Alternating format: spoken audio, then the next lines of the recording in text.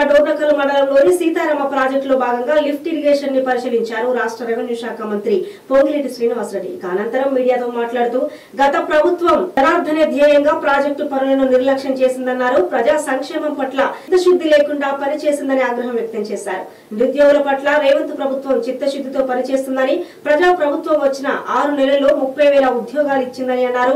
Sitarama project ద్వారా 100 ఎకరాలకు సాగునీరు అందుతుందని చెప్పారు. ఇక ప్రాజెక్టు పనులను త్వరితగతిన పూర్తి చేయనున్నట్లు తెలిపారు. లిఫ్ట్ లో వెటరన్ కూడా 4 రోజుల క్రితం ట్రయల్ వేయటం జరిగింది.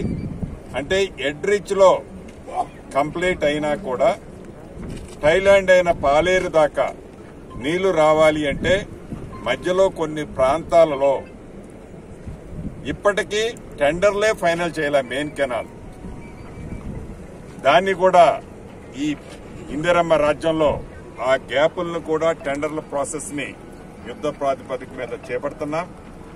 ఈ రాబోయే ఆగస్టు 15వ తారీఖు నాడు ఏదైతే నాగార్జున సాగర్ ఆయకట్టులో సుమారు 1,55,000 ఎకరాలని ఈ నాగార్జున సాగర్ ఆయకట్టుతో పాటు మీడియం ప్రాజెక్టులైన వైరా, అదే రకంగా లంకా సాగర్, ఈ 2 ప్రాజెక్టులో